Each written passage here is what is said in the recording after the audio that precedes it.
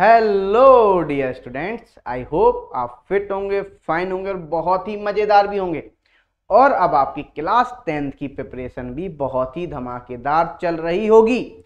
जैसा कि आपको पता है कि हमारे क्लास 10th के क्या आपको पता है, 2 टर्म में सिलेबस हो गया है, टर्म फर्स्ट और टर्म सेकेंड। और टर्म फर्स्ट में जो आने वाला है वो आपके एमसीक्यू आने वाले हैं। एमसीक्यू में भी टाइप्स हैं, एमसीक्यू जो आने वाले उसमें भी टाइप्स हैं। जैसे हम बात करें असर्शन रीजन हो गए, आपके केस स्टडी क्वेश्चंस हो गए, ठीक है, और आपके एमसीक्यू 4 ऑप्शन वाले वो हो गए, ठीक है, सिंपल सी बात है। अब यहाँ पे क्या है, जैसे हम बात करें तो हमने हर एक वीडियो अलग अलग बनाई है। एमसीक्यू में भी अलग अलग, असर्शन रीजन की अलग वीडियो मिलेगी, केस स्टडी की अलग वीडियो मिलेगी, और एमसीक्यू मल्टीपल चॉइस क्वेश्चन मतलब 1 ऑप्शन करेक्ट की वो आपको अलग वीडियो मिलेगी। इस बात को ध्यान रखना, ठीक है। चलो इसी के साथ अब हम आज जो देखने वाले हैं case study questions metals and non metals के। एक बात ध्यान रखना, इसमें आप क्वेश्चंस को करने से पहले क्या करना है, आपको वीडियो को पॉज करना है, खुद से क्वेश्चन को सॉल्व करना है। यदि आपसे क्वेश्चन नहीं बनता है तब आप क्या करेंगे बोलो, तब आप वीडियो को देखेंगे। यदि आपको आता है तो वीडियो को आप फास्ट मोड में भी देख सकते हैं। और एक बात और इंपॉर्टेंट बता देता हूं, अब आपको कोई बुक वगैरह खरीदने की जरूरत नहीं है, इस बात का ध्यान रखना। तो चलो भाई, हम पहला क्वेश्चन देखते हैं यहाँ पे, मेटल्स एंड नॉन मेटल्स का केस स्टडी क्वेश्चन। यहाँ पे सबसे पहले तो आपको एक पैराग्राफ दिया होगा, उस पैराग्राफ को हमें पढ़ना होगा और समझना होगा। जैसे कि यहाँ पे लिखा हुआ है, सिंपल सी बात आप समझना, क्या लिखा हुआ है, read the following and answer questions from 1 to 5। ठीक है भाई, हमें 1 से 5 तक आंसर देने हैं।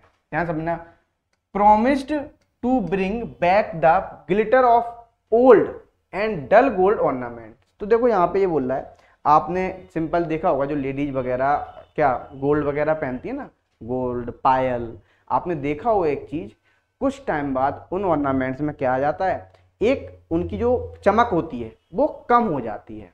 ठीक है, समझना, ध्यान से समझना, ठीक है, डल पड़ने लगते हैं। अच्छा, an unsuspecting lady gave a set of gold bangles to him which he dipped in a particular solution. वो क्या करती है, उसमें जो डलनेस आई है उसको साफ करने, उसको क्लीन करने के लिए, चमक लाने के लिए एक इंसान आता है। जैसे आपने देखो घर के बाहर एक इंसान बोलता है कि भाई चलो ये आप सोने चांदी साफ करा लो, क्लीन करा लो, तो वो क्या करती है, उस इंसान को दे देती है। उसके पास एक सॉल्यूशन होता है, उस सॉल्यूशन में उसको वो डाल देता है। ठीक है, वो सॉल्यूशन पता किसका होता है, एक्वा रिजिया। एक बात को ध्यान रखना, ठीक है। चलो अब देखो, the bangles sparkled like new. क्या हो गया, न्यू होगी, बिल्कुल चमकने लगी, but their weight was reduce. लेकिन क्या हो गया, ड्रास्टिकली, मतलब उसका वेट जो होता है बहुत कम हो जाता है। जनरली जो पहले दिया था उसके कंपैरिजन में अब वेट क्या हो जाता है, उसका बहुत ही कम हो जाता है। ठीक है, द लेडी वाज सैड, बहुत दुखी होती है, but after a futile argument, ठीक है, वो क्या व्यर्थ ही आर्गुमेंट करने लगती है। The man beat a hasty retreat. ठीक है ना, ये काम हो गया सिंपल, ध्यान समझना। अब देखो, अब इसके बेसिस पे क्वेश्चन कैसे आते हैं, एक बात ध्यान रखना, जो उस मैन जो मैन आया था, सिंपल सा जो मैन था, उस मैन ने जो यूज किया था वो आपका यूज किया था आपका एक्वा रिजिया, एक्वा रिजिया का सॉल्यूशन। ठीक है ना, जिसमें आपका गोल्ड डिजोल्व हो जाता है। क्या हो जाता है, गोल्ड डिजोल्व हो जाता है। इसको रॉयल वाटर भी बोलते हैं। क्या बोलते हैं, रॉयल वाटर। इस बात को ध्यान रखना। चलो भाई, हम पहला क्वेश्चन देखते हैं यहाँ पे क्या पूछ रहा है, ध्यान समझना। लिखा हुआ है, which of the following is used for dissolution of gold. देखो गोल्ड किस में मिक्स होगा, यदि हम बात करें, अभी हमने बताया था सिंपल, देखो गोल्ड जो होता है, गोल्ड हर एसिड में डिजोल्व नहीं होता है। ठीक है, इस बात को ध्यान रखना, जो गोल्ड डिजोल्व होता है सिर्फ एक्वा रिजिया में होता है। एक्वा रिजिया जो होता है आपका सिंपल बहुत ही स्ट्रांग होता है, इसमें कोई भी मेटल डाल दो सब डिजोल्व हो जाती है।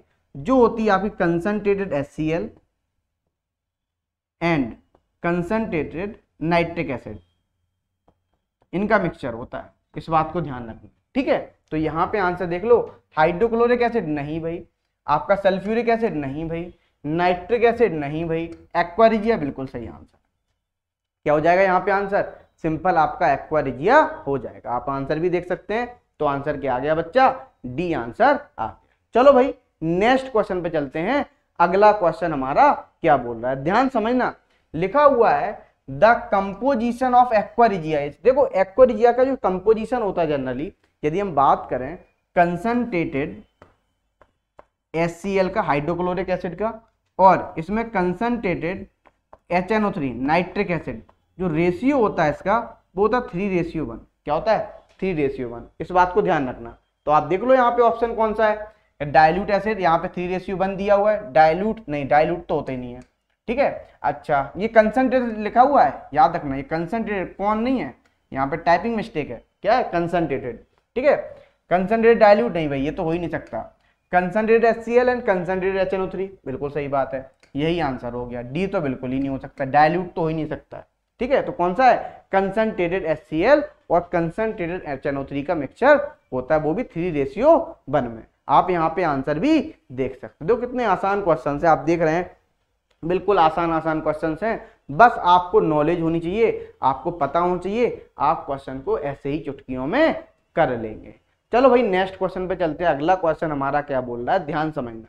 अगला क्वेश्चन लिखा हुआ है which of the following is incorrect. यहाँ पे पूछ रहा है कौन सा ऑप्शन जो है इनकरेक्ट है, गलत है। तो देखो ध्यान समझना, लिखा हुआ है यहाँ पे पहला aqua regia is a strong oxidising agent, बिल्कुल सही बात है, ठीक है। अच्छा aqua regia is a strong reducing agent. देखो जब ऑक्सीडाइजिंग एजेंट है तो रिड्यूसिंग एजेंट तो हो ही नहीं सकता है, तो सिंपल क्या है, इनकरेक्ट जो स्टेटमेंट होगा वो आपका बी वाला होगा। अच्छा तीसरा option aqua regia dissolve gold in it, बिल्कुल सही बात है, एक्वा रिजिया में डिजॉल्व हो जाता है गोल्ड। अच्छा D option aqua regia is a mixture of hydrochloric acid and nitric acid, बिल्कुल बात, ये भी बात बिल्कुल सही है। तो आंसर क्या हो गया बोलो, सिंपल इनकरेक्ट बताना था, तो आंसर आपका सिंपल बी हो गया। आप आंसर यहाँ पे देख सकते हैं। तो आई होप आपको ये बात भी क्लियर हो गई होगी। चलो भाई इसी तरीके के नेक्स्ट क्वेश्चन पे चलते हैं।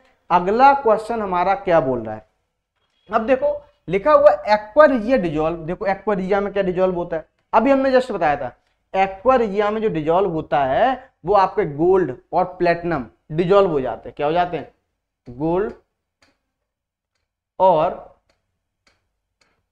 प्लेटिनम क्या हो जाते हैं, डिजॉल्व हो जाते हैं। इस बात को ध्यान रखना, ठीक है। इसीलिए क्या करते हैं, हम एक्वा रिजिया का यूज करते हैं। तो आंसर क्या हो जाएगा सिंपल आपका, यहां भी आंसर ए हो जाएगा। आप आंसर देख सकते हैं। देखो कितने आसान क्वेश्चन थे। आप देखो आपने 4 क्वेश्चंस को सॉल्व कर लिया, 5 क्वेश्चन थे इस पैराग्राफ में। तो हम नेक्स्ट क्वेश्चन पे चलते हैं। अगला क्वेश्चन क्या बोल रहा है, तो लिखा हुआ है next example of noble metal are. ये पूछा एग्जाम्पल बताओ नोबल मेटल किसे बोलेंगे। देखो नोबल मेटल यदि बोला गया है तो ध्यान समझना, गोल्ड बिल्कुल सही बात है, प्लेटिनम बिल्कुल सही बात है, सिल्वर बिल्कुल सही बात, तीनों ही नोबल मेटल है। तो आंसर क्या हो गया सिंपल, आपका डी आंसर हो गया, ऑल ऑफ द एबव। तो आंसर क्या हो जाएगा यहाँ पे, सिंपल आपका आंसर डी हो जाएगा। तो आई होप आपको ये बात क्लियर हो गई होगी। तो देखो इस टाइप का ये पैराग्राफ था, ठीक है, कितना आसान पैराग्राफ था। बिल्कुल अपन ने सारे के सारे क्वेश्चंस को सॉल्व कर लिया है। अब हम चलते हैं नेक्स्ट केस स्टडी क्वेश्चन को। अगले केस स्टडी क्वेश्चन को पढ़ते हैं, समझते हैं और क्वेश्चन को सॉल्व करते हैं। तो दूसरा जो है केस स्टडी क्वेश्चन, ध्यान समझना, लिखा हुआ है ड्यूरिंग एक्सट्रैक्शन ऑफ मेटल। ठीक है भैया, एक्सट्रैक्शन का किया जा रहा है मेटल का, ध्यान समझना। लिखा हुआ है electrolytic refining is used to obtain pure metal. जो इलेक्ट्रोलिटिक रिफाइनिंग होती है, यहाँ पे क्या प्योर मेटल को बोलो ऑब्टेन किया जाता है, प्योर मेटल, ठीक है। अब लिखा हुआ है यहाँ पे during the process the impure metal is made the anode. तो देखो जो इम्प्योर मेटल इम्प्योर होता है, सिंपल तो इस तरीके से होता है इलेक्ट्रोलिसिस, ध्यान समझना, इलेक्ट्रोलिटिक रिफाइनिंग। ये आपका सिंपल क्या हो गया, एनोड हो गया, ठीक है, एनोड हो गया। ये आपका मान लो कैथोड हो गया। मैं सिंपल लिख रहा हूं, सर्किट कंप्लीट होता है, मैं सिर्फ दिखा रहा हूं यहाँ पे, ध्यान से सुनना, क्या सिर्फ दिखा रहा हूं, ठीक है, ध्यान समझना, ठीक है। ये कैथोड और एनोड जो होता है पॉजिटिवली चार्ज होता है, ठीक है, और जो कैथोड होता है ये आपका निगेटिवली चार्ज होता है, निगेटिवली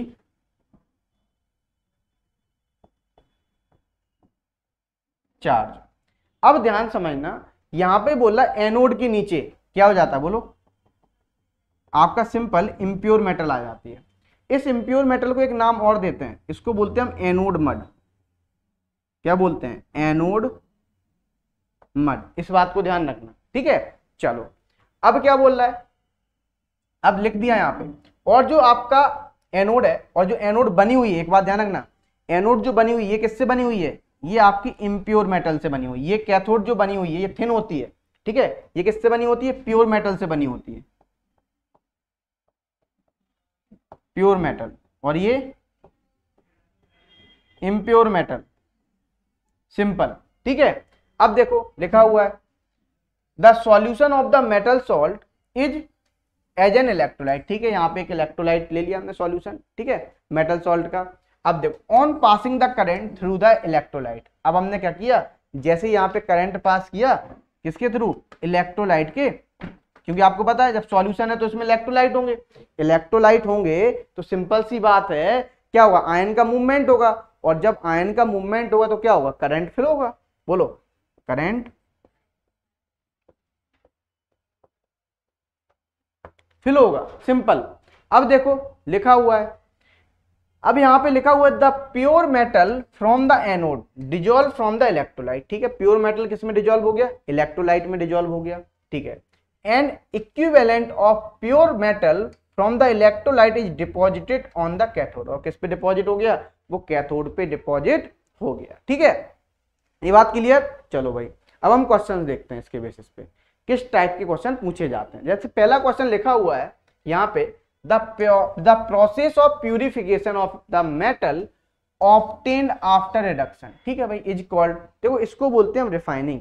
क्या बोलते हैं, क्या बोलते हैं, बोलो रिफाइनिंग। तो सिंपल एक्सट्रैक्शन नहीं, फ्लोट फ्लोटेशन नहीं भाई, इलेक्ट्रोलिसिस नहीं भाई, सिंपल क्या बोलते हैं, रिफाइनिंग बोलते हैं, ठीक है। क्या लिखा हुआ फिर से समझ लो, जो आपको प्यूरिफिकेशन कर रहे हैं मेटल का ऑब्टेन फ्रॉम आफ्टर रिडक्शन के बाद क्या करते हैं, रिफाइनिंग, याद रखना। तो आंसर क्या हो गया, सिंपल आंसर बी हो गया। तो आई होप आपको ये बात भी क्लियर हो गई होगी। चलो नेक्स्ट क्वेश्चन देखते हैं।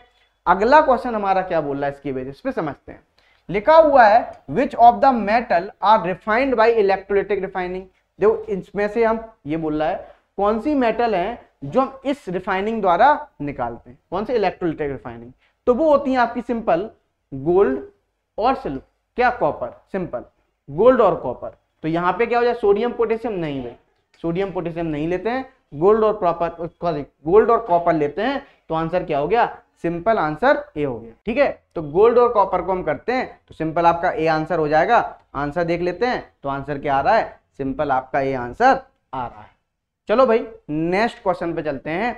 अगला क्वेश्चन हमारा क्या बोल रहा है, ध्यान समझना, लिखा हुआ है during electrolytic refining of zinc it gets. तो देखो अब बोला इलेक्ट्रोलिटिक रिफाइनिंग कर रहे हैं किसका, बोलो जिंक का। तो इट गेट्स, तो ये कहां पे मिलेगा, ये आपको कैथोड पे मिलेगा। आपको भी पता है जो जिंक है, जिंक मतलब प्योर, जो प्योर जिंक होगा ये कहां पे मिलेगा, आपको कैथोड पे मिलेगा, सिंपल सी बात है, ठीक है। तो डिपॉजिट कहां होगा, कैथोड पे होगा, क्योंकि आपको पता है एनोड पे क्या डिपॉजिट होता है, एनोड पे तो इम्प्योरिटी होती है ना, और उसके नीचे जो मिलता है वो इम्प्योर मेटल मिलती है ना, सिंपल सा, मतलब उसे बोलते हैं हम एनोड मड। क्या बोलते हैं, एनोड मड। तो यहाँ पे जो आंसर होगा वो आंसर सिंपल आपका ए हो जाएगा। डिपॉजिटेड ऑन एनोड नहीं, डिपॉजिटेड ऑन कैथोड है एज वेल एज एनोड नहीं भाई, रिमेन्स इन द सॉल्यूशन नहीं भाई। तो सिंपल क्या आंसर आ रहा है, डिपॉजिटेड एट कैथोड, क्लियर। चलो भाई नेक्स्ट क्वेश्चन पे चलते हैं। अगला क्वेश्चन हमारा क्या बोल रहा है, देखो इसी तरीके से आपको क्वेश्चंस को करते जाना है, बड़े ही आसान क्वेश्चन होते हैं बच्चा पार्टी। मतलब ये मान लो एमसीक्यू तो ऐसे करो, निचोड़ो, है ना, सॉल्व कैसे कर, निचोड़ो, फटकारो, टांग दो, बस इस तरीके से क्वेश्चंस आएंगे, बड़े आसान आसान लॉलीपॉप क्वेश्चन, समझो। अब देखो लिखा हुआ है in electrolytic refining of copper impure copper act as, ठीक है भाई, एंड प्योर कॉपर एज। तो देखो भाई अभी हमने बोला था इम्प्योर कॉपर कहां मिलेगा, इम्प्योर कॉपर की यदि बात करोगे तो वो एनोड पे मिलेगा, है ना। और आपको पता है सिंपल प्योर कॉपर की बात कर रहा है तो वो कहां पे मिलेगा, कैथोड पे। तो देख लो भैया एनोड और कैथोड, देख लो आंसर, तो कहां लिखा हुआ है, एनोड और कैथोड, सिंपल आंसर आपका सी में लिखा हुआ है। तो आंसर क्या हो गया, यहाँ पे सी आंसर आ गया। देखो भाई हो गई बल्ले बल्ले, देखो कितना आसान क्वेश्चन है। चलो भाई नेक्स्ट क्वेश्चन पे चलते हैं। अगला क्वेश्चन हमारा क्या बोल रहा है, ध्यान समझना। यहां भी लिखा हुआ है द एनोड इज, देखो हमने अभी बताया था एनोड कैसा होता था, एनोड होता था पॉजिटिवली चार्ज, ठीक है ना, पॉजिटिव होता था। और जो आपका सिंपल कैथोड कैसा होता था, कैथोड होता था यहाँ पे कैसा, बोलो निगेटिव। और आपको बता दें एनोड पे हमेशा क्या होता है, एनोड पे हमेशा जो होता है ऑलवेज ऑक्सीडेशन होता है, क्या होता है, ऑलवेज ऑक्सीडेशन होता है, simple.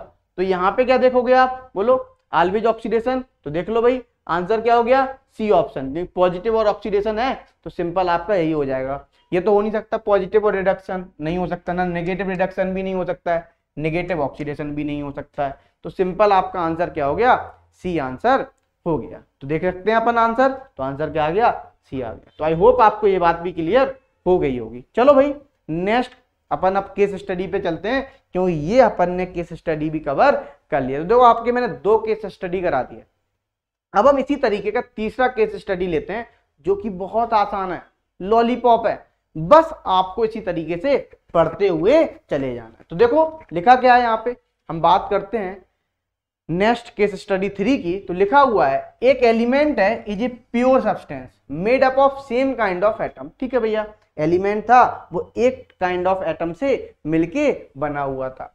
Eight present nearly 118 element are known, इस टाइम कितने हैं 118, प्रेजेंट मान लो बोल रहा है एट प्रेजेंट, उस टाइम क्या थे, बोलो 118 element are known, but all of them do not occur free in nature, लेकिन सारे के सारे क्या नहीं थे, फ्री नेचर में बोलो अवेलेबल नहीं थे। अब देखो not occur free in nature, some of them have been synthesised by artificial method, कुछ मेटल्स को हम जो सिंथेसाइज करते थे वो हम आर्टिफिशियल मेथड से करते थे, ठीक है।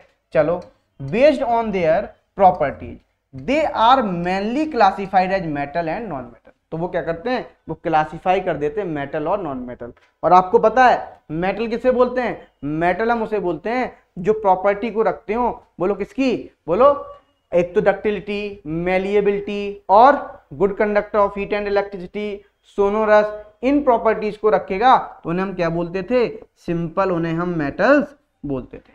और नॉन मेटल्स क्या बोलते थे, नॉन मेटल्स हम उसे बोलते थे जो इन प्रॉपर्टीज को क्या नहीं करेगा, बोलो फॉलो नहीं करेगा, उन्हें क्या बोलते थे, नॉन मेटल्स बोलते थे, सिंपल। अब देखो the easiest way to start grouping substance is by comparing their physical properties, ठीक है भाई, कंपेयर किए गए फिजिकल प्रॉपर्टीज।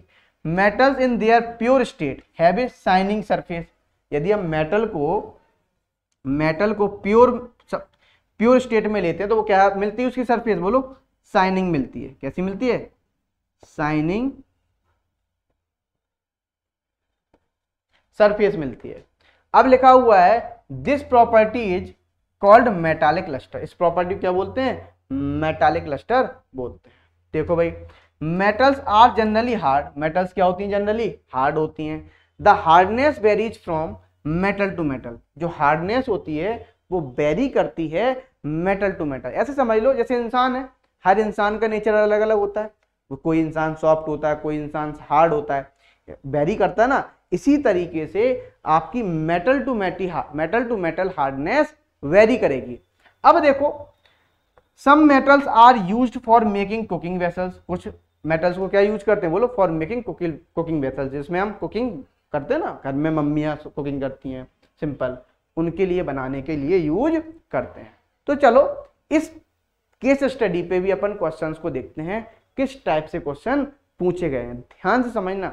यहाँ पे पहला क्वेश्चन आ गया, ये स्क्रीन पर लिखा हुआ है मेटल्स जनरली आर, तो देखो मेटल्स होती हैं वो जनरली क्या होती हैं, देखो मेटल्स जो होती हैं, यदि हम कोई भी मेटल लें ये आसानी से इलेक्ट्रॉन का लॉस करती हैं, और आपको पता है जब लॉस ऑफ इलेक्ट्रॉन होता है तो सिंपल वो कैसे बिहेव करेंगे, रिड्यूसिंग एजेंट की तरह। तो मेटल्स जितनी भी होती है वो कैसे बिहेव करती हैं, एज आ रिड्यूसिंग एजेंट की तरह बिहेव करेंगे, ठीक है। तो मेटल्स कैसे बिहेव करेंगे, रिड्यूसिंग एजेंट, बिल्कुल ये आंसर हो गया। ऑक्सीडाइजिंग एजेंट नहीं भाई, both oxidising and reducing agent नहीं, नन ऑफ द अबव नहीं, तो सिंपल आंसर क्या हो गया, आंसर आपका ए हो गया। आप यहां भी आंसर देख सकते हैं, आंसर आपका ए हो गया। तो आई होप आपको ये बात भी क्लियर हो गई होगी। चलो भाई नेक्स्ट क्वेश्चन पे चलते हैं। अगला क्वेश्चन क्या बोल रहा है, ध्यान समझना। लिखा हुआ है the most abundant metal in the earth crust.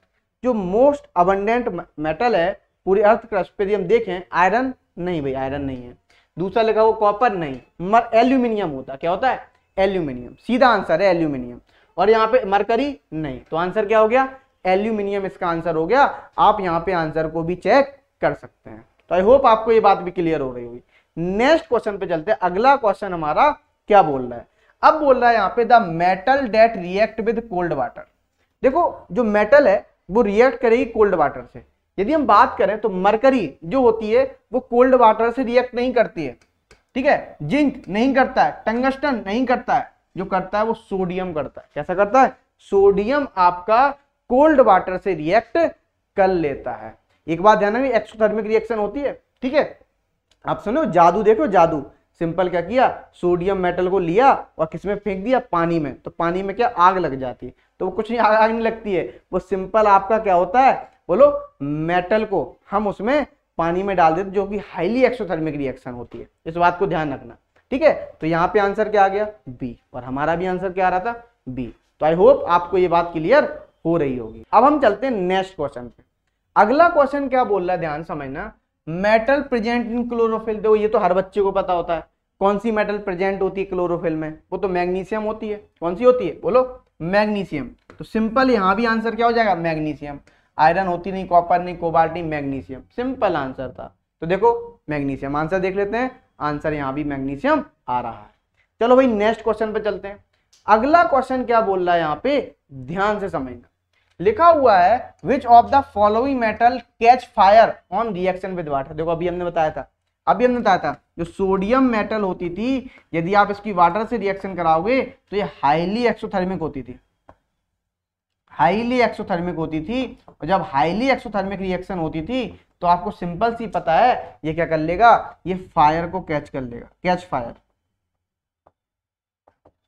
ठीक है, कैच फायर, सिंपल। तो यहां पे जब आप आंसर देखोगे, चाहे वो सोडियम हो या वो चाहे पोटेशियम है, दोनों ही मेटल ऐसी हैं, ठीक है, जो कि हाईली एक्सोथर्मिक होती है। तो यहाँ पे आप आंसर देखें, सोडियम ए भी हो सकता है, ठीक है, पोटेशियम बी भी हो सकता है, मैग्नीशियम नहीं। तो आंसर दिया है D, both A and B, बिल्कुल सही आंसर। जो आंसर है वो सिंपल आपका डी आंसर है। आप यहाँ भी आंसर देख सकते हैं। तो आई होप आपको ये बात भी क्लियर हो रही होगी। इसी के साथ ये आपके case study questions metals and non metals के होते हैं यहीं पे समाप्त। और आप एक बात टेंशन मत लेना, कहीं भी आपको प्रॉब्लम आती है, आप वीडियो को बार बार देखते रहें जब तक कि आपको क्लियर ना हो जाए। इसी के साथ हम करते हैं इस वीडियो को समाप्त यहीं पे। मिलते हैं अपन इसी प्रकार की नेक्स्ट वीडियो में। जब तक के लिए आप सभी को thank you so much and tata bye bye.